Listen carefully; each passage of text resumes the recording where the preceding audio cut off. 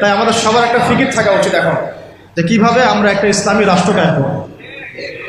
খোলামেলা আলোচনা করতে হবে এখন আমরা কিভাবে একটা ইসলামী রাষ্ট্র কায়েম করব। তার আগে আর দু একটা কথা আমাদের জানা উচিত যে ইসলামী রাষ্ট্রের এই কনসেপ্টটা নতুন কোনো কনসেপ্ট না। আদম আলাইহিস সালাম আল্লাহর খলিফা ছিলেন, নূহ আলাইহিস সালামও আল্লাহ পাকের বিধান অনুযায়ী তার জাতিকে পরিচালনা করেছেন, ইব্রাহিম আলাইহিস সালামও করেছেন, তাই না? সবাই করেছেন। নবী মুসা আলাইহিস সালাম করেছেন, ইউসুফ আলাইহিস সালাম করেছেন। খাস করে দাউদ আলাইহিস সালাম তিনি আল্লাহ পাকের বিধান দিয়ে জেরুজালেম থেকে 40 বছর বিশ্বকে শাসন করেছেন, করেন নাই? তাহলে এটা কোনো নতুন কনসেপ্ট না। খিলাফার যে কনসেপ্ট এটা কি নতুন কোনো কনসেপ্ট না। খিলাফা মানে কি? খিলাফা মানে হচ্ছে আল্লাহর জমিনে আল্লাহর দিন প্রতিষ্ঠা করা, যেটাকে আমরা বলি ইকামতে দিন। কি বলি? ইকামতে দিন। যে ব্যক্তি আল্লাহ পাকের জমিনে আল্লাহর দিনকে প্রতিষ্ঠা করে তাকে আমরা বলি খলিফা। কি বলি? যেমন উমর রাদিয়াল্লাহু আনহু খলিফা ছিলেন, আবু বকর রাদিয়াল্লাহু আনহু খলিফা ছিলেন, উসমান রাদিয়াল্লাহু আনহু খলিফা ছিলেন, আলী ইবনে আবি তালেব খলিফা ছিলেন। তারা ছিলেন আল্লাহর খলিফা, মানে তারা আল্লাহর প্রতিনিধি। তারা আল্লাহর জমিনে আল্লাহর বিধান প্রতিষ্ঠা করবেন এবং সেই বিধান দিয়ে বিচার ফয়সালা করবেন। তো এখানে পার্থক্যটা বুঝতে হবে আমাদেরকে যে গণতান্ত্রিক ক্ষেত্রে, ধর্মনিরপেক্ষ রাষ্ট্রে, কমিউনিস্ট রাষ্ট্রে সেখানে আল্লাহর খলিফা নাই। আল্লাহর খলিফা আছে না, কারণ সেখানে আল্লাহর বিধান প্রতিষ্ঠার কোনো ফিকির নাই। আর যেখানে আল্লাহর খলিফা নাই সেখানে কার খলিফা থাকবে? সিম্পল কথা, যেখানে আল্লাহর খলিফা নাই সেখানে কার খলিফা? তাগুতের বিধান বাস্তবায়িত করা হচ্ছে। এই পার্থক্যটা আমাদের বুঝতে হবে।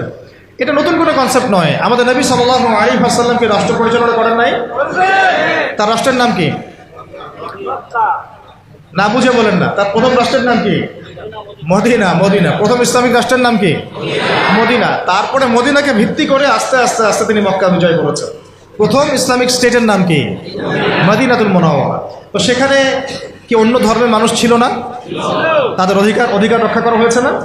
তাদের সাথে সনদ হয়েছে না?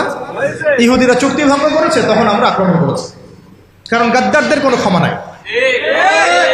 আমরা এই আমাদের অভ্যুত্থান, অভ্যুত্থানের পরে আমরা হয়তো ওই ভারতীয় দালালদেরকে মাফ করে দিচ্ছি, অনেকে গা ঢাকা দিচ্ছে, অনেক খুনের বিচার হচ্ছে না, আমরা অনেক ছাড় দিচ্ছি আর কি। কিন্তু নবী সাল্লাল্লাহু আলাইহি ওয়াসাল্লামের সুন্নত এটা নয়। তার সুন্নত হচ্ছে জালেমের উপর দয়া, মানে হচ্ছে মাজলুমের উপর খেয়ানত।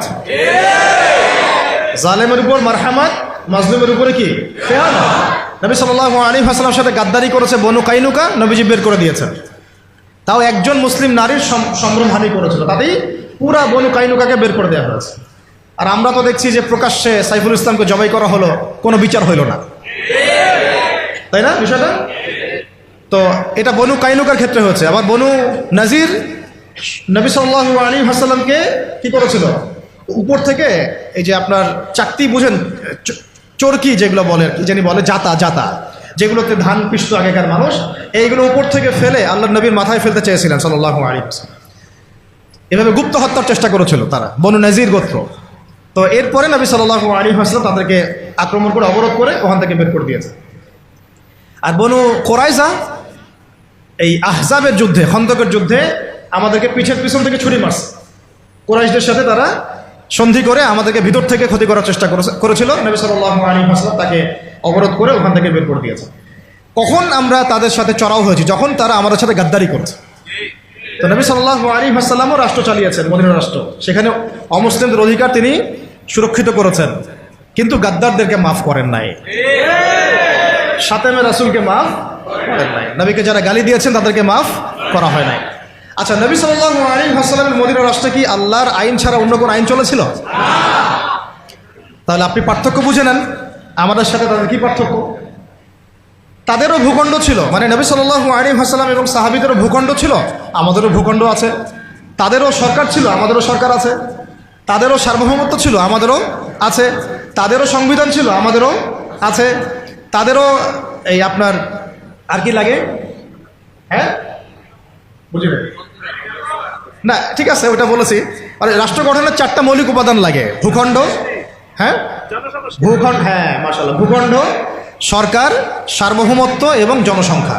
এই 4টা মদিনা রাষ্ট্রেও ছিল, আমাদের বাংলাতেও আছে। পার্থক্য তাহলে কোথায়? ওখানে অমুসলিমদের অধিকার খর্ব করা হয় নাই, কিন্তু এখানে মুসলিমদের অধিকার খর্ব করা হচ্ছে।